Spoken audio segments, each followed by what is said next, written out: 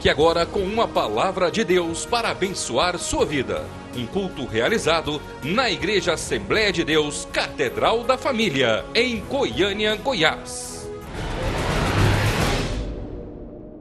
Estenda sua mão para cá, vamos mais uma vez orar a Deus. Agora vamos orar para que Deus fale conosco, através da sua palavra, ministrada pelo servo. A Deus, nós queremos te louvar, ó Pai, nesta noite mais uma vez, por esta oportunidade que o Senhor nos dá de nós estarmos, ó Deus, alimentando da tua palavra. Ó Deus, abençoa o teu servo juntamente, ó Deus, com a palavra que o Senhor colocou no seu coração. Abra os nossos, ó Deus, e fala conosco. Coloca o teu óleo, Senhor, na nossa vida, na nossa cabeça, derrama nos nossos ouvidos e grava na tábua do nosso coração. Te pedimos em nome de Jesus. Amém. Meus irmãos, a paz do Senhor.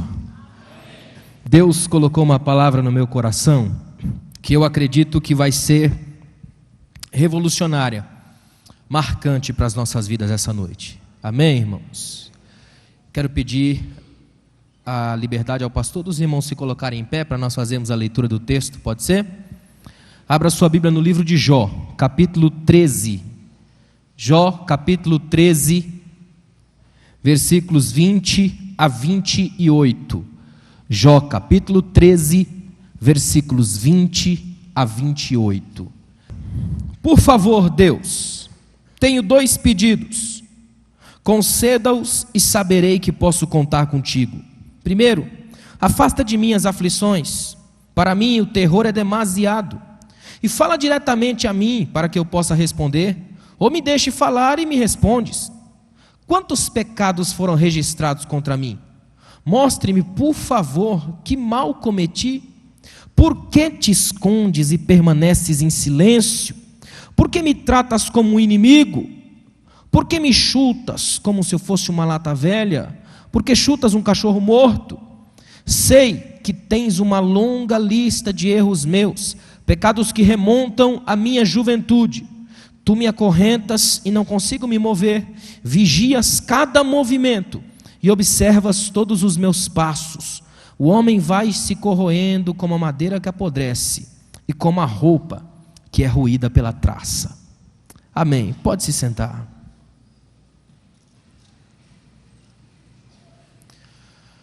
Meus irmãos, a mensagem que Deus ministrou ao meu coração essa noite é sobre as decepções da vida, rompendo o cárcere das decepções.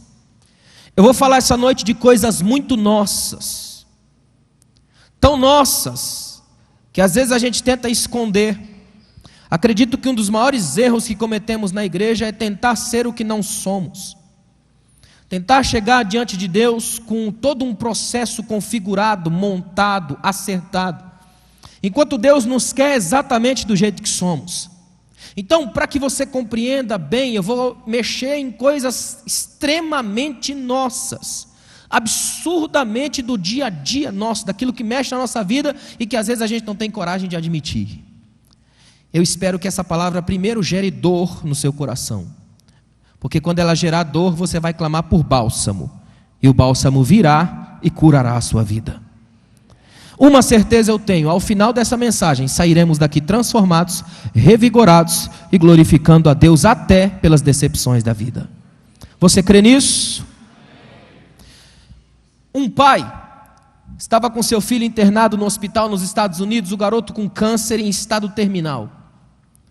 Então o pai chega um dia na igreja, é dia do aniversário do garoto, o pai chega de manhã na igreja, chega lá nos Estados Unidos, geralmente as igrejas usam a cruz. Então tem uma cruz colocada no canto assim do palco, mais ou menos onde está aquele banner. Ele chega, se ajoelha diante daquela cruz e começa a dizer: Deus, cura meu filho, hoje é aniversário dele, me ajuda, entra comigo naquele hospital, vamos fazer eu e o Senhor uma parceria, fé e ação, eu volto com meu filho. E ele se levantou da oração com aquela certeza inabalável: Deus vai curar meu filho hoje. Então ele levanta, no caminho até o hospital, passa numa confeitaria, compra um bolo bonito, bolo de aniversário, e leva para o filho.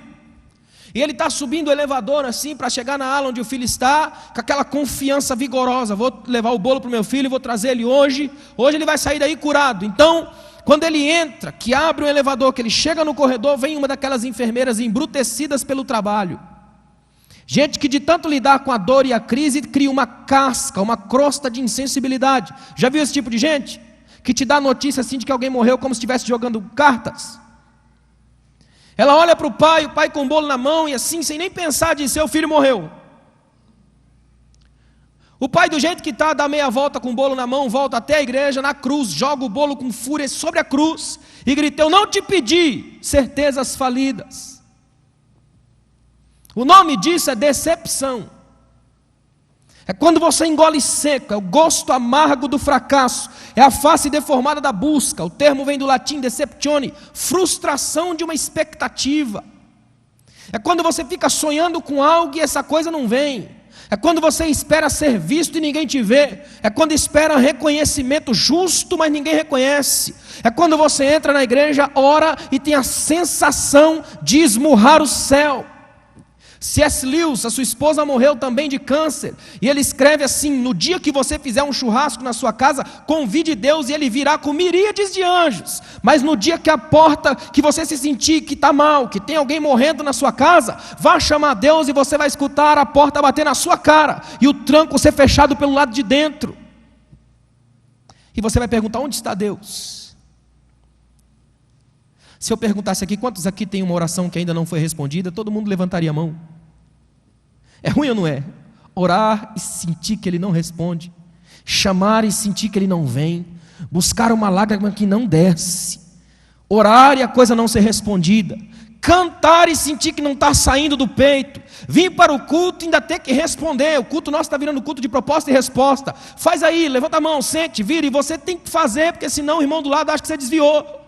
Mas só Deus e você sabe o quanto a angústia está ruim, o quanto a decepção está se avolumando. Decepção é como verniz, ela vai subindo, vai enchendo, se avolumando, até que um dado momento você não sabe mais a sua cor original.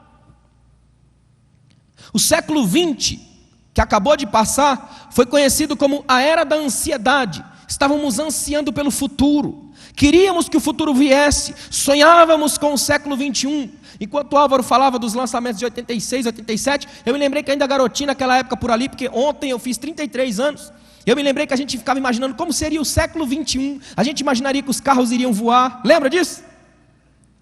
A gente assistia filme de 1918, assim, 2015, imagina, meu Deus, ia ser tremendo. E a gente está chegando em 2014, continua a mesma coisa, corrupção na política, angústia, é ou não é? O século XX, a era da ansiedade terminou. O século XXI começou, sabe como que os cientistas catalogaram o século XXI? A era da decepção, a era dos sonhos frustrados. Uma psicóloga da USP chegou a dizer o seguinte: éramos como grávidos de um futuro, esperando a criança nascer. Quando a criança nasceu, olhamos no rosto e dissemos: não somos o pai, não é minha. O século XXI nasceu e frustrou a criança. Século da frustração, lugar da decepção. Olha, irmãos, nós estamos hoje vivendo de uma generalização absurda da decepção. O mundo está virando um lugar, um império do gemido, do descontentamento. O mundo é hoje, para os irmãos terem uma noção clara, límpida, sem enganação, sem ilusão, o mundo é um museu das decepções. Você tem Hiroshima, você tem Nagasaki, você tem o Holocausto, os campos de concentração de Auschwitz, que viraram lugares de turismo. As pessoas vão visitar lugares de angústia, para sair mais angustiado do que já entraram. Nós vivemos no mundo das decepções. E o problema é que as decepções não são apenas aquelas grandes decepções. Existem também as pequenas, e elas vêm em pequenas doses, e tendem a se acumular. E quanto mais se acumulam, pior fica. Você quer ver uma coisa? Nem todo mundo na igreja tem grandes sonhos e prega e procura, ora, pedindo a Deus grandes respostas. Mas pequenas orações não respondidas a cada dia vão se acumulando. E a tendência desse acúmulo é gerar o esquecimento de Deus, ou a sensação de que Deus não gosta de mim. Nos Estados Unidos, uma jovem estava conversando com um pastor e ela disse o seguinte: não importa o quão cuidadosamente eu monte o quebra-cabeça do meu passado, sempre tem uma ponta afiada que me machuca. Escuta isso aqui, ó.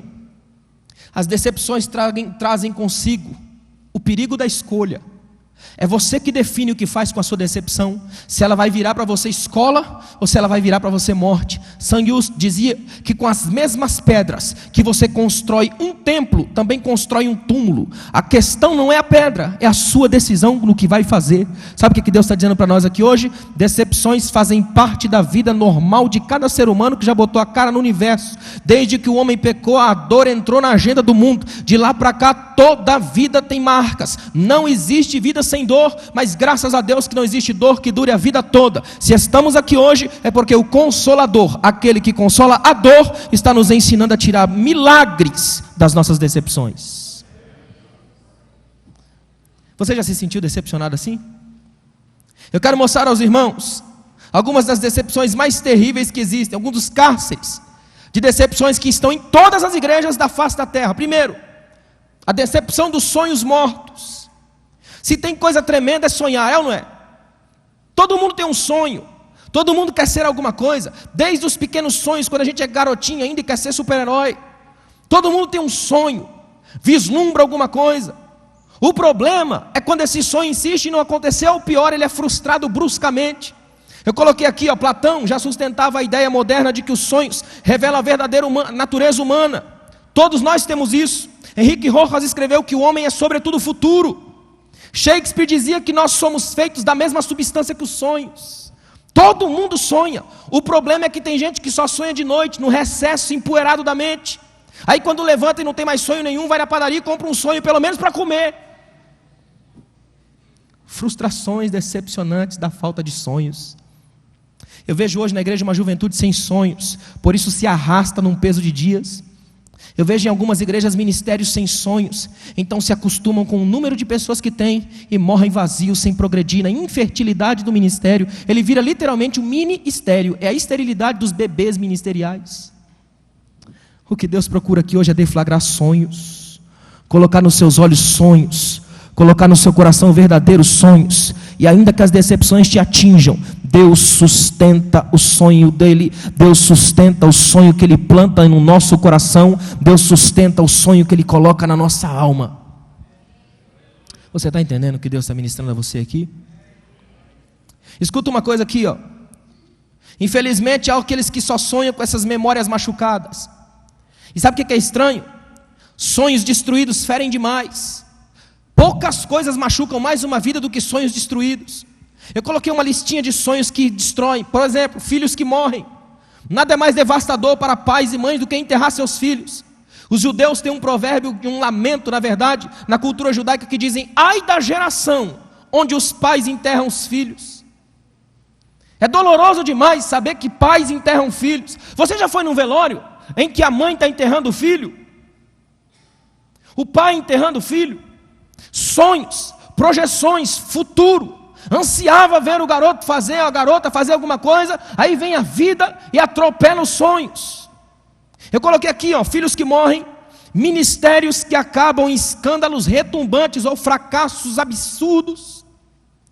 É doloroso demais para uma igreja apostar tudo em alguém e de repente a pessoa desmonta. E a gente fica com aquela sensação de abandono, de orfandade.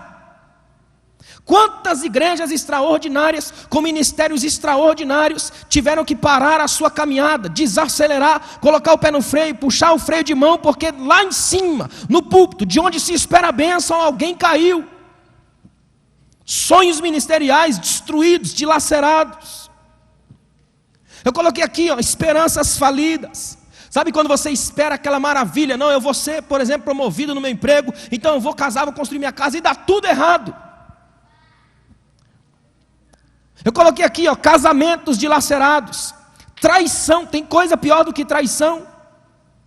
Você investe a vida, de repente é traído, puxa um tapete da tua história. Sonhos destruídos, sonhos mortos acordam os fantasmas das decepções. Por causa disso, muita gente tem medo de sonhar, medo de machucar o coração, prefere ficar quieto, assumir a política da inércia. Não vou fazer, porque se eu fizer pode dar errado. Não vou cantar, porque se eu cantar pode não dar certo. Aí fica atormentado pelo fantasma do ser. Se o ônibus atrasar, se eu não tiver o que fazer, se ninguém gostar, se se o pastor não deixar, se fulano não olhar, e esses sonhos vão destruindo, vão ficando secos, a alma vai se enchendo de raízes de amargura, você vai empoeirando a história, suja a retina da vida com a banalidade dessa morte de sonhos. É por isso que eu amo a Bíblia.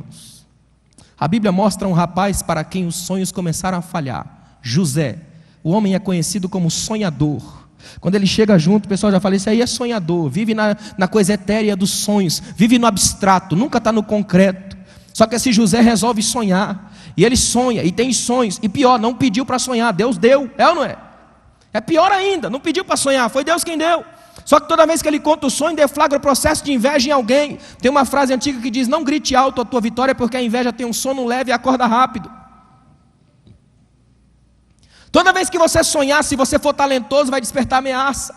Todo talentoso sofre. A inveja é a sombra obrigatória de todo gênio e de toda glória. Por isso que tem gente que tem medo de sonhar, porque vai que solta todo o seu talento, toda a sua alma, e a coisa fica perigosa, e assusta, e mexe com alguém, deflagra processos mafiosos. Aí vem José, começa a sonhar. Começa a incomodar gente pequena, gente frágil. Gente pequena se incomoda com sonho. Gente pequena não consegue ver, não tem visão. Passa a vida olhando, mas não consegue ver. Ele tem a síndrome de olhar para o chão. É uma espécie de topeira pretendendo criar filhotes de águia. Mas quem sonha os sonhos que Deus planta em sua alma, mesmo que ele seja jogado para baixo do chão, nas cisternas da vida, Deus mantém o sonho na história. Engraçado, quanto mais joga José para baixo, mais Deus coloca ele para cima. É interessante isso. Tudo que ele toca fica bonito, fica interessante. Tudo que ele mexe vai ganhando vida. Ele chega, quando ele está lá na casa de Potifar, que está tudo indo bem, vem a mulher endemoniada, ele sai de lá, vai parar na cadeia do Egito, está na cadeia do Egito, de repente ele levanta num dia de manhã, olha para os homens que estão presos com ele e faz uma pergunta no mínimo estranha para quem está preso. Por que o rosto de vocês está triste essa manhã? Quem consegue ficar alegre na cadeia? Pior, de manhã. E cadeia do Egito não é como as cadeias do Brasil, que os presos fazem festa e colocam no Facebook. Cadeia do Egito era a morte na certa. Muita gente não cumpria a sentença porque morria antes do tempo. Elas eram nos calabouços, e quando o Nilo subia por causa das monções, muitos deles morriam afogados nos calabouços. Peste bubônica e uma série de coisas, era terrível, era horripilante ser condenado à prisão. Alguns preferiam a morte direto do que a prisão. José está lá, e ele levanta de manhã. Drauzio Varela escreveu um livro chamado Estação Carandiru, ficou mais de 10 anos trabalhando no Carandiru, um presídio que havia em São Paulo, e ele disse que 90% dos suicídios na cadeia acontecem de manhã, porque o preso passa a noite inteira sufocado, com vergonha de chorar, de manhã não suporta, porque ninguém aguenta uma noite inteira de angústia, então chegava de manhã, se suicidava. José não, o coração é tão cheio de sonho, que ele levanta de manhã com um sorriso na cara. Ele sabe que a estação de Deus é só um momento de parada, mas ele sabe que o sonho que Deus colocou no coração dele é muito maior do que uma cadeia temporária, do que um cativeiro temporário, do que uma doença temporária, do que uma endemoniada temporária. Sabe o que Deus está falando para você? Deus quer que você olhe, levanta a sua cabeça, olha lá na frente, lá longe, onde existe alguma coisa maior.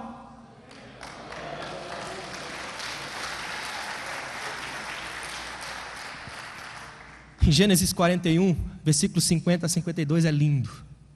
José está lá no trono, irmãos. Tudo deu certo. De repente nasce um garoto, seu filho. Agora olha para mim aqui, ó. José está casado com a filha de um sacerdote do Egito. A religiosidade funciona. Ele é visto como uma espécie de semideus, porque o faraó era visto assim.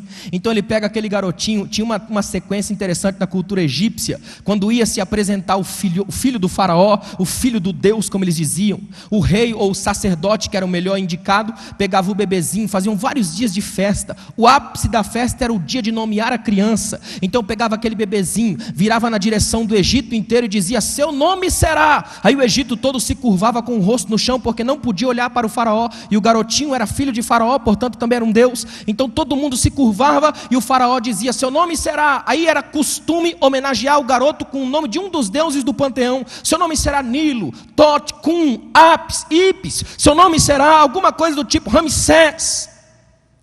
Mas aquele dia não. Aquele foi o dia do culto de José. Ele é sogro de um sacerdote, não perca isso de vista.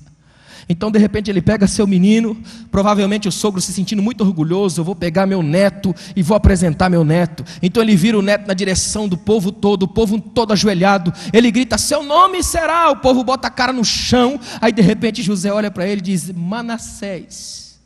Eu tenho certeza que ele deve ter, fala de novo, deixa eu entender, porque é hebraico, e ele é egípcio, não sabe falar hebraico, e hebraico rústico, da tenda, aprendido no deserto com Jacó. Hebraico de ralé, não é hebraico de gente grande. Fala de novo, como é que é o nome? Manassés. Egípcio nenhum entendeu nada, todo mundo boiando geral. Só Deus e José, só os sonhadores entendem aquilo. Sabe o que ele está dizendo? Manassés, o Senhor me deu um motivo para esquecer da minha dor. Toda vez que meu filho correu, eu vou ver meu sonho corre, meu sonho se move, meu sonho apaga memórias da dor, meu sonho arranca do cativeiro, quebra os cadeados da angústia. Corre meu sonho, Manassés. Passam-se alguns anos, nasce outro garoto, tudo de novo, a festa, tudo certinho. Aí vem o sacerdote, seu nome será, o povo se curva, e eu tenho para mim que alguém deve ter perguntado para o outro, será que dessa vez o nome é melhor, mais fácil da gente falar e tal, vai que, né, vem um nome tipo um Ramsés da vida para facilitar para a gente, ele vai e piora tudo, Efraim, além de me fazer esquecer, meu Deus me faz dar fruto na terra do meu sofrimento. Deus quer que você entenda isso essa noite. Levanta sua mão por um momento. Jesus quer dizer para você aqui hoje, dentro do seu coração, neste momento talvez você não saiba o que está acontecendo, mas o que Deus faz agora, você vai entender depois. O Deus dos sonhos ainda é o mesmo, não mudou. Hebreus 13:8, Jesus Cristo é o mesmo ontem, hoje e eternamente. A vitória dele está garantida e não há quem possa escapar das mãos do Senhor. Eu louvo tremendamente a Deus por isso. Segundo lugar, decepcionados com Deus. É o que mais tem hoje, gente decepcionada com Deus. Escuta isso daqui, ó. O que mais incomoda o homem no relacionamento com Deus é essa sensação de ausência, essa dor da abstração, a monstruosidade do vazio, esse azul distante de um céu sem convite para mim. O sonho de muita gente era que Deus fosse controlado pela nossa oração, é ou não é? A grande tentativa dos discípulos foi controlar Jesus. Senhor, alguém tem gritando atrás de nós, Senhor, faça isso, responde o povo, dá comida para o povo. Marta chega para Jesus e fala, Senhor, não te incomoda a Maria no teu pé, manda ela vir aqui, ela dá ordem para Jesus. A gente sempre teve o sonho de mandar em Deus, de apertar um enter celestial e fazer Jesus funcionar, de mandar um McDonaldização da fé, para Jesus aparecer lá em casa com 5 quilos de vitória, um pacotinho de bênção, umas coisinhas de promessa e uns 50 gramas de Deus para o pacote ficar sagrado. Só que Deus escapa dessas coisas, Ele fica longe disso, e vai dando uma certa raiva, não vai? E você ora, Ele não responde. Você insiste em dizer que Ele vai agir assim, Ele age completamente diferente. Você precisa ficar procurando Deus, precisa de um dom chamado discernimento para poder entender se Ele está ou não falando com você, precisa abrir o coração para saber se Ele tocou em você, precisa ficar atento, porque vai que Ele passa e você não percebe. Deus tem a irritante mania de escapar entre os dedos. Isso gera decepção. Escuta isso aqui, ó. É confortador saber que a Bíblia registrou em detalhes o drama de Jó. A Bíblia é repleta de frases como essas, ó. Onde estás, ó Deus? Acorda, Senhor, desperta. Por quê? A Bíblia é o livro da exteriorização das inquietações. Eu louvo a Deus que a Bíblia não deixou de fora nenhuma dessas inquietações. De gente que perguntou, Deus, cadê o Senhor? Por que o Senhor não me olha agora? Vem aqui. Eu vou mais longe, até Jesus passou por isso. Deus, por que o Senhor me vira o rosto? Senhor, olha aqui, responde para mim. Tem uma oração de Jesus que até hoje Deus não respondeu. Jesus diz, Pai, para que todos sejam um. Não precisa nem ser muito inteligente de teologia para saber que até hoje a igreja não é uma. É ou não é? Até hoje essa oração não foi respondida. A igreja é feita de gente decepcionada com Deus, sabe por quê? Porque é enganada pelas lógicas que existem hoje. Pessoas que entram na igreja sob falsas promessas. Você faz isso, aquilo, outro, que vai dar certo. Ontem eu ministrava numa igreja, eu falei para os irmãos, a gente confunde a graça com o sistema de acumular pontos. Eu vim na igreja no domingo, 10 pontos. Cumprimentei o irmão com a paz do Senhor, mais um ponto, dá 11. tudo que o pastor, o pregador pediu, eu fiz. Mais 5 pontos na minha conta. Falei línguas, 15 pontos. Estou bombando, eu e Deus juntos. Só que Deus não tem esse sistema de acumular pontos. Não é bingo. É relação direta, pessoal e às vezes furiosa. Vai ter dia que você vai orar e Deus não vai responder. Vai ter dia que você vai gritar, esbravejar, rolar no chão e Ele vai ficar caladinho, silenciosamente, imperceptível, mas presente. Vitor Hugo diz que Deus é o invisível evidente. Você não vê, mas Ele está aí. Até a Bíblia tem livros sem o nome de Deus. Nem na Bíblia ele teve 100%. Esther é um livro que você não vê o nome de Deus. Mas ele está lá, não está? Livrando o povo de todo um sistema de morte. Sabe o que Deus está dizendo para você aqui hoje? Você não precisa ficar o tempo inteiro procurando provas de Deus. Você precisa olhar para dentro de si. Se você ainda está aqui hoje, você é milagre, Deus é real e tem abençoado a sua vida e feito você chegar até aqui. William de Saint-Exupéry dizia, fez uma oração onde Deus fala com ele, diz assim, ó: conhece-te a ti mesmo, é Deus dizendo para ele, conhece-te a ti mesmo, visto que és a minha imagem, então conhecerás a mim, a cuja imagem és feito, e me acharás em ti mesmo. Procura que você me acha, mexe nas coisas que você me acha, mexe na tua intimidade, você me encontra, mexe na singularidade que você me vê. Não tem ninguém no mundo igual a você, 7 bilhões de pessoas no planeta, e ninguém tem a tua impressão digital, ninguém tem um desenho da tua língua, ninguém tem um DNA, a íris dos teus olhos ninguém tem igual, ninguém pensa o mesmo pensamento que você pensa na mesma hora que você pensa, nem a física consegue fazer isso. Não cabem 2 pessoas no espaço que você ocupa. Sabe por quê? Porque Deus te chamou na singularidade íntima de um Criador que não dá duplicidade, que não precisa copiar. Você está aqui porque é original e amado de Deus. Por causa dessas algemas da alma, muita gente vive em fúria contra Deus. Outros despersonalizam a relação com Deus, ficam levando apenas no nível do comércio, da manipulação divina, da satisfação imediatista dos desejos. Tem gente na igreja que confunde Deus com o mágico da lâmpada. Ele dá uma esfregadinha na lâmpada da sagrada, usa 3 pedidos e soca Deus na solidão da lâmpada. Quando precisar de novo, ele vai buscar outra vez. Ele vive na sensação do comércio, asfixiona Deus no pregão, enquanto Deus rende, eu estou com ele, parou de render, eu saio fora. É difícil, irmãos. As pessoas se alimentam da propaganda, da mística, do marketing. Todo dia uma coisa nova. Caçadores frenéticos de novidade. Esqueceram que Deus nunca fica velho. Em tudo nele é novo. Tudo nele é extraordinário, porque ele não sofre a ação inexorável do tempo. Ele permanece o mesmo ontem, hoje e eternamente. E todo momento que você encontrar com Deus vai ser o primeiro da sua vida e o mais extraordinário da sua história. Jó é o nosso exemplo para crises com Deus. É a ótica do artista. Quando você passar uma crise com Deus, é melhor ficar quieto. Sabe por que Deus não explica a nossa dor? Seria bom se Deus explicasse, não seria? Já pensou, Deus chama você, minha serva, vem cá. Você vai passar por um vento, uma coisa terrível na sua vida, mas é por isso, por isso, por isso, por isso. Aí você falaria, sim senhor, pode mandar. Não é? Só que não é por aí não. Sabe por que Deus não explica? Não é porque Ele gosta de nos ver na escuridão. É porque não temos capacidade para absorver seus intentos e seus juízos. Você vai no médico, por exemplo, o médico olha para você e fala assim, ó, o nível dos seus glóbulos brancos está subindo muito rápido e tal, você está ficando sem glóbulos vermelhos, aquilo outro, e você fica olhando para a cara dele assim, até a hora que ele fala, você está ficando com leucemia, né? É ruim ou não é? Ele te dá aquelas explicações médicas cheias de melindres, de coisas, de termos técnicos. Esses dias, por exemplo, eu estive participando de uma discussão de casos clínicos da Sotiego, que é a Sociedade de Terapia Intensiva do Estado de Goiás. E quando apresentaram o caso clínico, eu não entendi absolutamente nada. Porque era só termo da medicina. Os remédios, os antibióticos, as coisas, todo o processo. Eu fiquei literalmente analfabeto. Aí na hora eu fiquei pensando, será que é assim que Deus explica para mim quando eu sofro? Começa a explicar tudinho, eu não entendo nada, porque minha mente é pequena, não enxergo como Ele enxerga, não tem jeito. Sabe por que Deus faz isso? Porque Ele sabe que se Ele explicar, eu não entendo, então Ele mostra no ato, me faz passar, me segura, me ajuda, me coloca, e quando eu chego lá na frente, Ele vira a minha cabeça para trás, eu olho para trás e falo, agora eu entendi, mais do que isso, eu estou de pé e o Senhor está comigo, portanto, obrigado Deus, porque eu passei. Você vai passar. É preciso focar a graça, entender Deus, o que é estranho.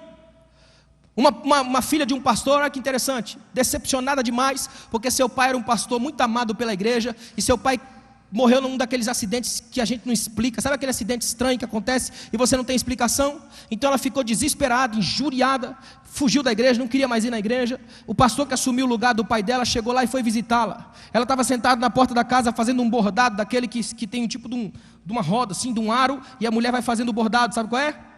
Então de repente o pastor começa a conversar com ela. E aí, minha filha, como é que você está? Ela diz: estou com raiva de Deus, não falo com ele desde que meu pai morreu. Tanta gente ruim no mundo, Deus vai e mata meu pai, que é uma bênção. Por que Deus faz isso? Eu poderia fazer uma lista de pessoas para Deus matar, ela disse. Aí Deus vai e mata meu pai, um homem bom, abençoador, tremendo. O pastor olhou para ela assim e disse: deixa eu ver esse bordado que você está fazendo, filha. Ela pegou, deu o bordado para o pastor, e ele propositadamente, no que pegou, virou do avesso. Olhou para ela e disse: eu não entendo uma menina inteligente como você, capacitada, com dons artísticos, fazer uma coisa como essa, um alinhavar sem lógica, cor para todo lado, corte daqui, não estou entendendo nada. Ela olhou para o pastor e disse: desculpa, pastor, sorrindo da ignorância dele, virou o bordado e disse: olha, o senhor está vendo pelo lado errado, pastor. O pastor abraçou ela e disse: filha, é assim que Deus está olhando para você hoje, deve estar com um sorriso imenso, você está olhando do lado errado, daqui de baixo a coisa é tão feia, mas o que ele está fazendo lá em cima é arte. Então é melhor deixar ele cuidar da arte e a gente continuar glorificando o seu nome. É isso que Deus quer que você entenda aqui hoje. Olha a arte, foca a arte. Agora escuta o que eu vou te dizer: tudo que Deus for fazer em nós vai gerar dor, vai machucar a alma. Michelangelo escreveu que quanto mais o mármore se gasta, mais a estátua cresce. Deus vai dar umas marteladas em você, vai doer, mas só Deus sabe a arte que Ele vai fazer. Deus vai apertar de um lado, vai mexer do outro, balançar a figueira, soprar vento e tudo isso, mas vai ser para a sua salvação, para a glória do nome dEle e para o fortalecimento da igreja. Portanto, glorifique a Deus hoje, pelo que Deus já vai fazer na sua vida a partir de agora. Na Segunda Guerra Mundial, quando terminou a guerra na Alemanha, começaram a vasculhar os abrigos dos judeus, onde os judeus se escondiam de Hitler, e dentro de um abrigo acharam rabiscado na parede a seguinte frase, olha que interessante, alguém escreveu: creio no sol, mesmo que ele não brilhe, creio em Deus, mesmo que ele esteja em silêncio, e creio no amor, mesmo que ele esteja oculto. Deus nunca fica sem testemunho na história. Se a gente se calar, as pedras clamam. No dia que você estiver sofrendo, você não precisa dizer mais nada, porque um crente sofrendo é por si só um testemunho da graça, e o mundo fica sabendo que o crente passa por tudo, mas chega do outro lado com a cabeça erguida. Ele aprende a não, mesmo que não vê, ele sabe que o seu Deus é soberano, e que nada é capaz de tirar Deus do trono, nada tira a soberania de sua mão, nada afasta Deus daqueles que Ele ama. Quantas provas você já passou na sua vida que você disse: dessa eu não escapo? Mas você está aqui hoje. Ainda estamos aqui. Quantas coisas você enfrentou e está aqui hoje glorificando a Deus? Quantas vezes o diabo fechou o cerco e disse: agora não escapa, e você está aqui hoje, ó, louvando e engrandecendo o nome soberano de Jesus. Escuta o que eu vou te dizer aqui, tem um segredo na Bíblia que pouca gente sabe.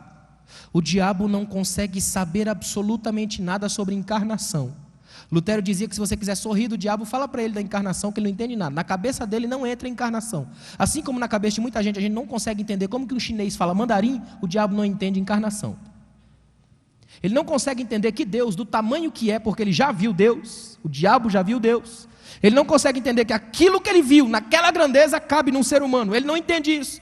Tanto que ele, quando ele viu Jesus, ele pensou: é pequeno demais, não deve ser ele, se eu colocar na cruz eu mato. O diabo apostou todas as fichas na cruz e deu errado. Foi o erro mais grotesco que o diabo cometeu na história. Apostou todas as fichas na cruz. Na cruz eu devasto ele, eu vou detonar ele para ele acabar com todo esse poderio. Ele acha que é muita coisa, aquele Deus não cabe ali, então deve ter um pouco dele, uma porcentagem dele. Quando ele estiver na cruz eu acabo com ele. Só que ele esqueceu que ninguém conhece tudo de Deus. Quando ele pensou que ele estava morto, eis que ele ressurge no domingo de manhã e traz nas mãos a chave da morte e do inferno.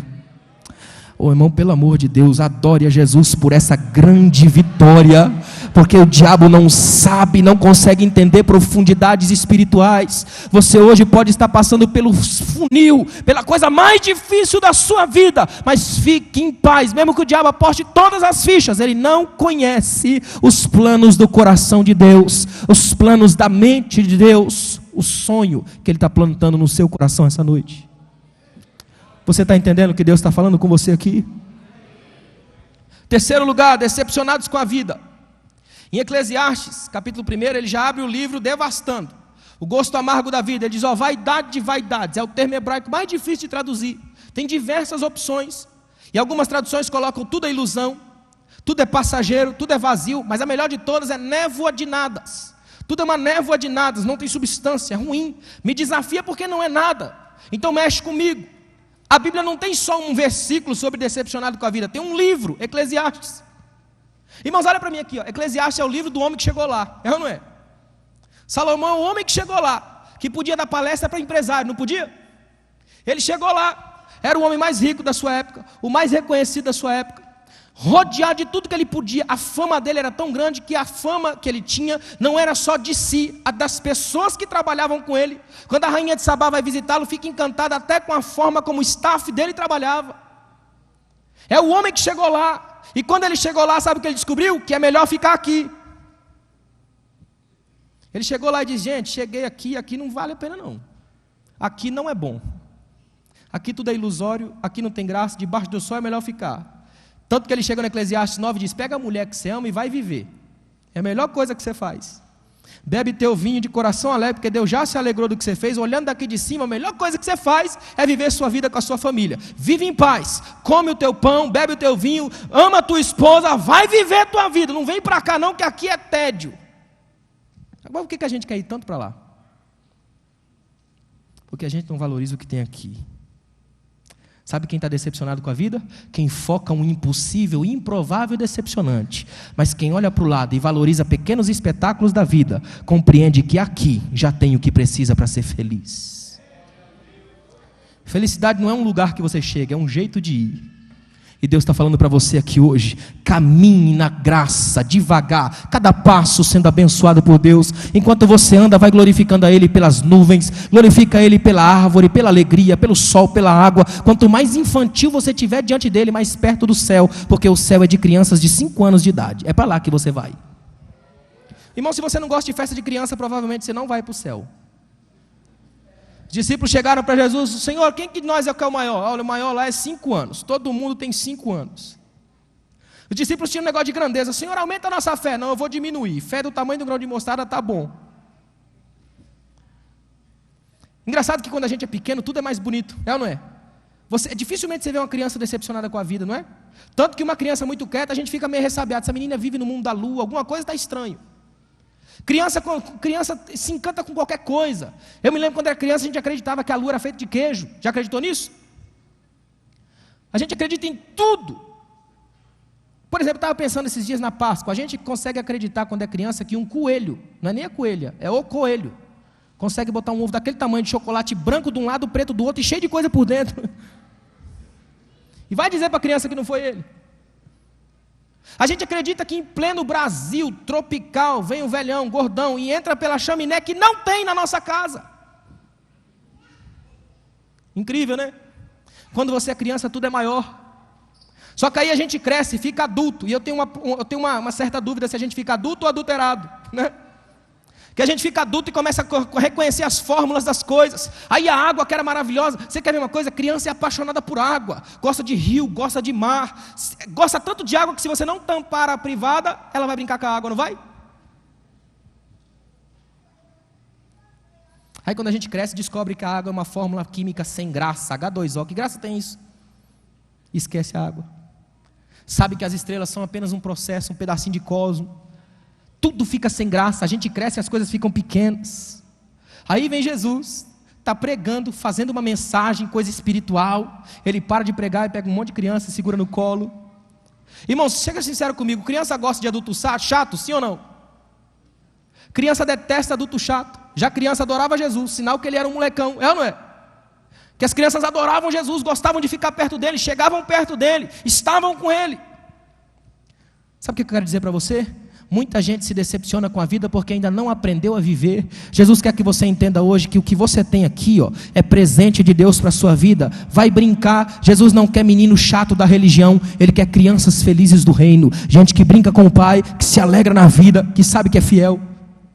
Jesus chega para os discípulos, eu acho fantástico, olha que lindo. Jesus chega para os discípulos e pensa assim: a quem compararei os homens dessa geração? Aí ele começa a procurar uma imagem, deixa eu ver com quem que eu vou comparar. Aí ele para e diz: já sei, são como meninos sentados nas praças. Já está errado, porque menino não senta na praça, senta, irmão? Se você levar uma criança para a praça e ela sentar, ela está doente, é ou não é? Os meninos estão sentados na praça e eles têm uma brincadeira judaica. Uns propunham lamentação, o outro lamentava. Propunha alegria, ele celebrava. Esses não. Os meninos que Jesus parou para ver eram meninos enjoados. A gente propõe lamento, vocês não choram. A gente propõe dança, vocês não dançam. Vocês são chatos, não dá para brincar, brincadeira não tem graça, vamos embora para casa. Jesus está dizendo que a igreja, a verdadeira igreja, o povo que Ele vai chamar, não são um grupo de meninos chatos da religião, enjoados, cheio de regra que não suporta nada. Não, vai ser um grupo de criança feliz, que entra na igreja celebrando o reino, que sabe que seu Pai Celestial o ajuda, o abençoa, o veste, é o Deus da providência, é o Deus da alegria, o Deus de toda dança, de toda celebração e de toda vida. Você não está aqui para ser um enjoado da religião, mas a alegre criança do reino. Você está feliz essa noite? Olha que interessante. Eclesiastes é a expressão clássica do tédio absoluto. É viver num palácio dourado, mas com a vista acinzentada pela decepção. É o homem que chegou lá, mas não gostou do que viu. Albert Camus dizia que o homem é a única criatura que se recusa a ser o que é. Ele já nasce sob protesto. Antônio Bujanra gosta de frisar que a vida é uma causa injusta, uma causa perdida. O Traje a Rigor cantava que a gente somos inútil.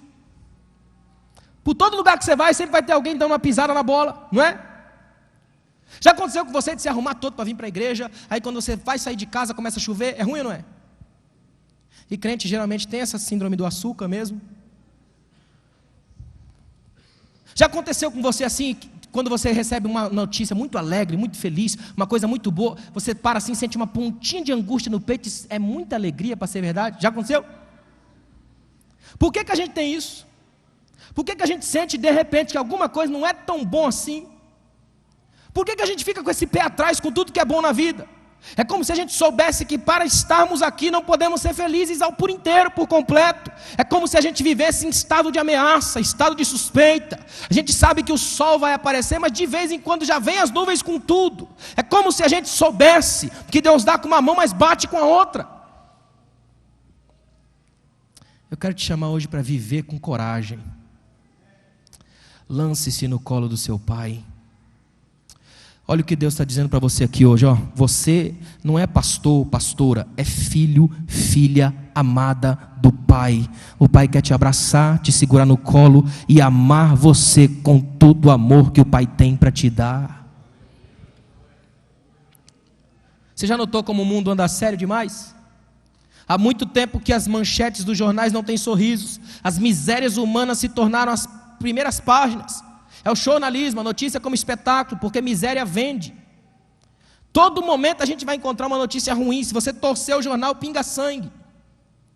Aí a Bíblia vem na contramão violenta disso. Irineu dizia que a glória de Deus é um homem e uma mulher cheios de vida. Amós dá um brado, capítulo 5, versículo 6: buscai-me e vivei, vivam. Jesus é o nosso maior modelo disso, de quem encarou a vida do jeito que ela é. Olha para mim aqui, Jesus, sabe por que Jesus conseguiu viver a sua vida com tudo que ele tinha? Porque encarou ela do jeito que ela era.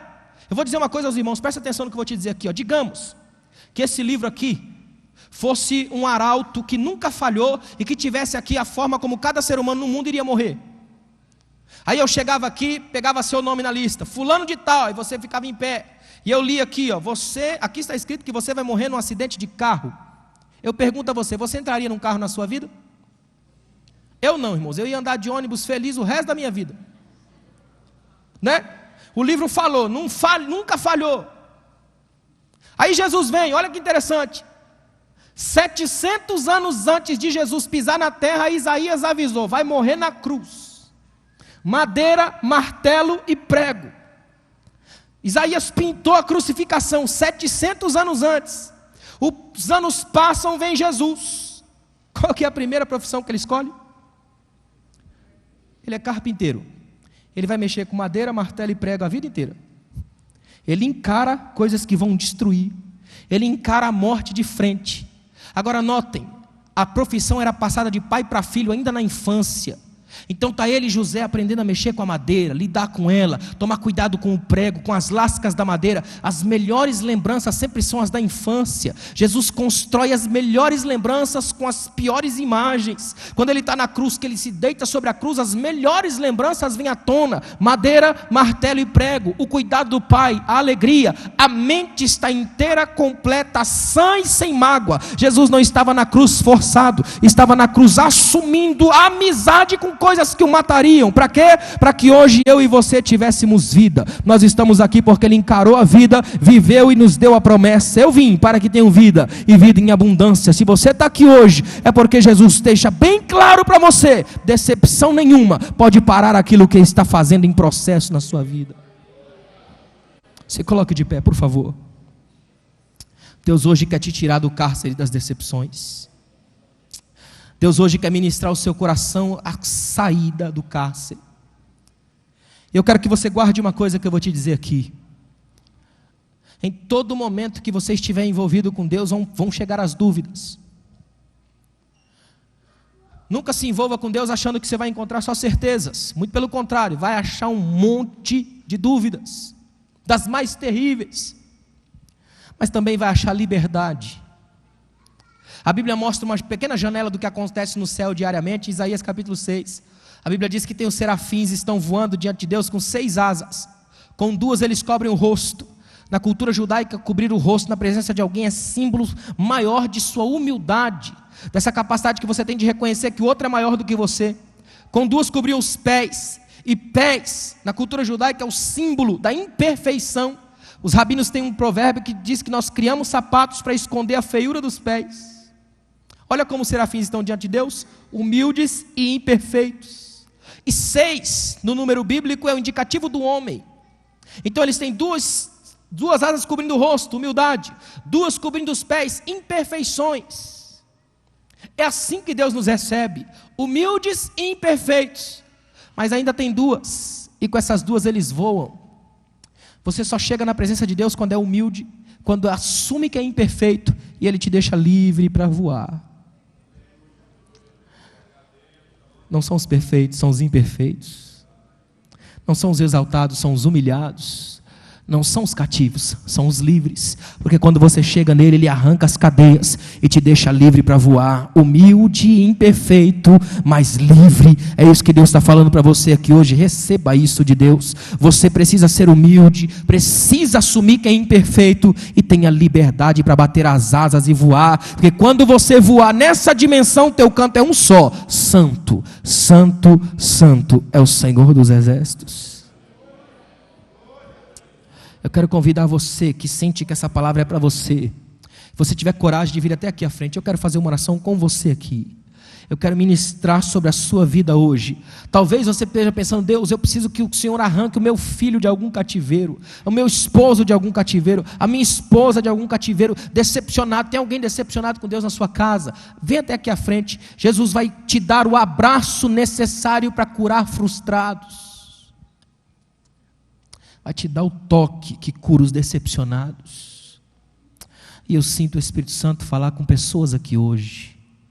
Se hoje ouvirdes a voz do Espírito Santo, não endureçam os vossos corações. Sai do seu lugar agora, vem até aqui à frente, eu quero orar com você. Jesus está ministrando um novo começo na sua vida. As decepções que você tem passado se acumularam tão fortemente. Hoje podem cair por terra. Hoje pode ser o dia da sua mudança, o dia em que Deus vai abençoar tão fortemente a sua casa, a sua vida, a sua história, que você vai compreender o alcance da graça sobre a sua vida e a vida da sua família. Nenhuma decepção vem para nos destruir. Elas vêm para nos mostrar que somos limitados, frágeis, que carecemos da graça. Quando você estiver muito decepcionado, lembre-se: quem sabe agora eu esteja usando o encobrido rosto, encobrido os pés, mas eu estou livre. e eu vou voar na presença do meu Pai, porque Ele vai me receber, Ele vai me tocar, Ele vai me curar, Ele vai levantar a minha cabeça, Ele vai firmar os meus pés na rocha, Ele vai produzir a limpeza do meu coração, arrancar as raízes de amargura e vai colocar um sorriso no meu rosto, e eu vou dizer para todo mundo: há um Deus que batalha pela minha vida. Feche os seus olhos, comece a orar, fala com seu Pai, fala com Ele agora: Deus, eu estou aqui, Senhor, e só o Senhor e eu sabemos o nível das decepções que eu enfrento. Talvez você esteja aqui na frente agora decepcionado terrivelmente com seu filho, decepcionada terrivelmente com a filha, com o esposo, com a esposa. Talvez esteja decepcionado com um ou outro pastor, decepcionado com falsos milagreiros que prometeram coisas para você que não podem cumprir, colocaram na boca de Deus promessas que Ele nunca fez. Essa noite Jesus está dizendo para você: olhe para mim, mantenha teu olhar em mim, porque as coisas passam, mas a minha palavra permanece para sempre. Porque o mundo pode mudar, mas eu permaneço mesmo. Porque os falsos não podem te dar nada, mas eu posso te dar o céu, eu posso te dar tudo. Ah, Deus amado, Pai, como ministro do Evangelho, eu quero chamar nesse momento que o Teu Espírito Santo abrace essa moça, esse moço, esse irmão, essa irmã que está aqui à frente neste momento, Pai. O meu limite, Deus, é só o canal auditivo, é lá que eu chego, a minha voz só vai até aí. Mas a Tua palavra desce mais profundo, num nível mais nobre. Ela vai lá na divisão da alma e do espírito, nas juntas e medulas. Ela cura os ossos, ela mexe na alma, ela mexe na intimidade, ela trabalha o caráter, ela molda, ela muda, ela toca, ela transforma, ela restaura, ela revigora. Deus, arranca do cárcere das decepções. Deus, sacode o pó dos sonhos mortos. Deus, abraça essa tua filha que não quer falar contigo, decepcionada demais para te chamar de pai, decepcionado demais com a vida, com tudo que aconteceu. Olha para trás e sente pena de si mesmo, tem medo de viver, Pai. Que saiamos daqui essa noite completamente outros, transformados. Que ao chegar em casa as pessoas percebam a mudança, que digam o que aconteceu lá hoje, que você voltou diferente, curado, curada. Pega tua filha no colo, Pai, abraça teu filho, põe a mão no coração dele, no coração dela, Pai, joga por terra as palavras ditas para ferir a alma, para mexer com o coração. Coloca teu escudo na frente, de modo que a inveja não entre, não atinja o cerne da alma. Faz a tua filha saber o quanto ela é importante para ti.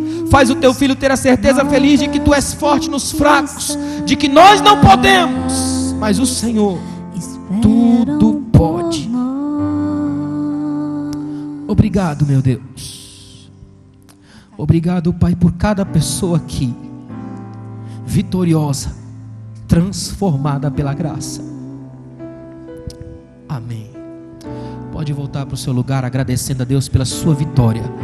Você está livre, saiu do cativeiro e a glória do Espírito Santo está sobre ti. Obrigado, pastor. Deus abençoe. Participe da programação da Igreja Catedral da Família. De segunda a sexta-feira, às 6:30 da manhã, Oração de Davi. Segunda, a partir das 14h30, Manancial Feminino, onde mulheres são restauradas e abençoadas por Deus.